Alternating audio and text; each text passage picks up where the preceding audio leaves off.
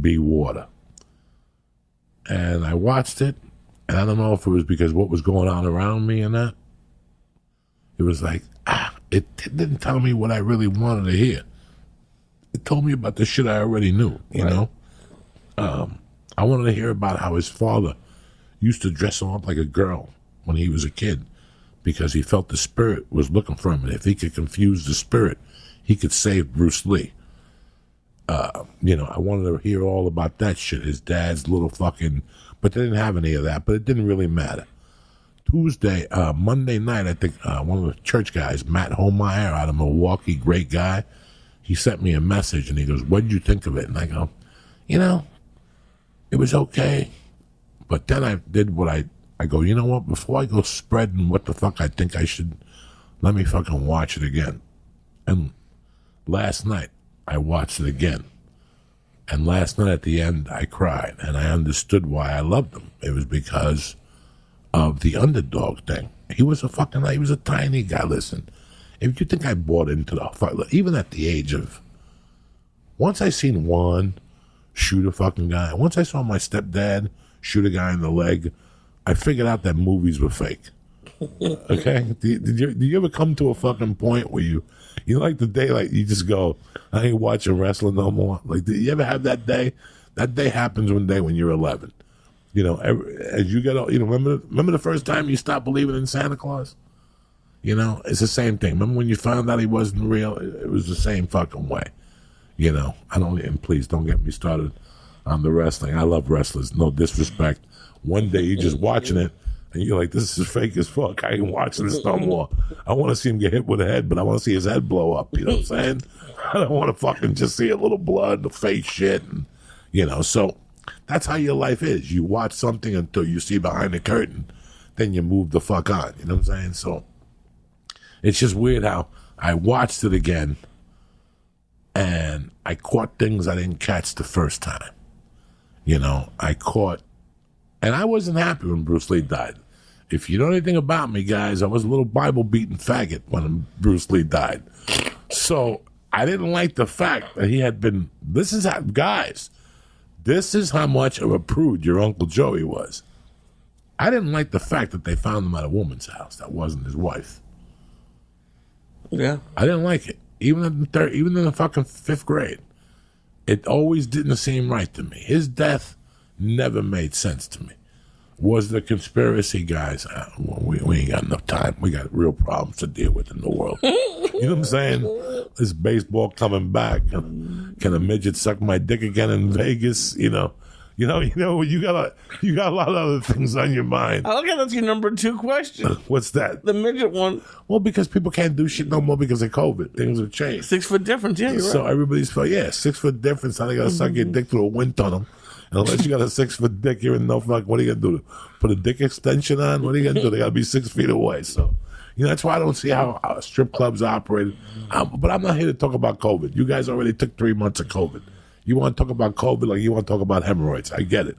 What I'm trying to tell you, is that I watched it again, and you know, it's just one of those things of my childhood that was then. It was when my mother was alive. It was that life. You know, I tried to call my friend Dean LaPrete the other day. I saw his name on Facebook. You know, if he wasn't as a shy little fuck as he was, I'd put him on Zoom, but he's already told me, I'll never do your podcast, so don't ask. I won't call in. You know, he was there at my house before when my mother, I honor his friendship because I knew all those guys BC before Coco's mother died. So Bruce Lee, to me, was something that was a part of my life when my mother was alive and will always be. It's a part of that life. It was the first chapter, you know, like when I'm doing this fucking book right now and I'm trying to figure out how to break it out, you know, because I've had like 6 fucking lives. I had the fucking Catholic boy life where I'm telling you that I was pissed off. I still remember going to see The Godfather and covering my eyes. Well, I covered my eyes with the one eye open. When the titties came out during The Godfather, Apollonia, you know, I was that much of a fucking Catholic little nerd. And then there's that fucking evil period. You know, the other day, people are fucking banging out Marky Wahlberg because of hate crimes or whatever the fuck he did in Boston. Well, guess what, guys? You know what, man? When you have hate in your heart, that's the kind of stupid shit you do. You know who else did that? Uncle Joey.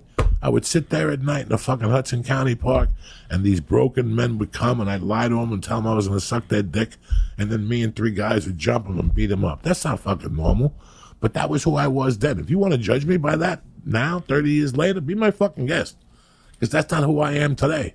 How do I know? Because today I fucking sit there at 4 o'clock, and we got coloring for an hour, me and my daughter, and I got to subtract numbers to figure out the pencil. So number 2 is red, number 3 is pink, number 4 is green, and all through here I got 3 plus 1, 9 plus 8, and I got to figure out all the math. And after I do that for an hour, I got to sit with a kid and read 3 books. She reads them to me, so I know I'm not the same person. So I don't give a fuck about that, that type of shit. And then you have the life, the cocaine life, that fucking cocaine-fueled life that fucking almost killed me. But it turned me into a comedy fucking savage, because even though I had that cocaine in my system, I still had comedy was the light at the end of the tunnel. Comedy was the light at the end of the tunnel for me. I knew once I reached my comedy thing, I would shed that cocaine skin. And thank God, 13 years ago, I fucking did. So there was always something. And now I have then from 2007 to 2010, I was a different motherfucker. I don't know who the fuck I was. I was just finding out who the fuck I was. And then from 2010 to now, I met Lee. I had a kid. I moved on to theaters as a comic. I mean, what fell down? Your glasses. I've had so much the fuck go on that I don't even know what the fuck I am anymore. But that's how fast your life. So I've had fucking 5 lives. So if you want to judge me on something. But anyway, going back to Bruce Lee, to me, at the end of it, when I watched that ESPN thing, at the end, it was just who I was at one time. So I cherish that. Did I think he was a tough guy? Could he beat up Muhammad Ali? Guys, it was the fucking movies. But I also remember people's behavior after Bruce Lee came, especially my own. It gave me the will to stand up for myself. His first movie is The Big Boss, released here as Fist of Fury. And if you know anything about that movie, the first hour of that movie is horrible. You know why? Because Bruce Lee don't fight. It was like Buffy the Vampire Slayer. Remember Buffy the Vampire Slayer? Yeah. You had to wait the whole show for Buffy to start throwing fucking sidekicks, and you could really see that pussy. Remember that? When she come in with the boots and that tight little ass. Yeah. But you had to wait. You had to put up with 22 minutes of bad acting. The fucking twins, the other ugly redhead girl, for me to see Buffy bitch slap somebody. That came from the old school Batman formula, where you had to put up with 20 minutes of Batman till Batman gave somebody an ear beat and a bitch slapped him and Robin. And that came from the same old school as Green Hornet.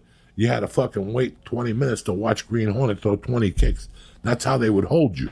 Right. Because you're ready for fucking this Chinese guy to start smacking white people, or a black dude, no disrespect, African American. And next thing you know, you would have to wait 22 minutes. That's the same thing they did to you in The Big Boss, a.k.a. Fist of Fury. But you know why? Because he had made a promise that he wasn't going to fight.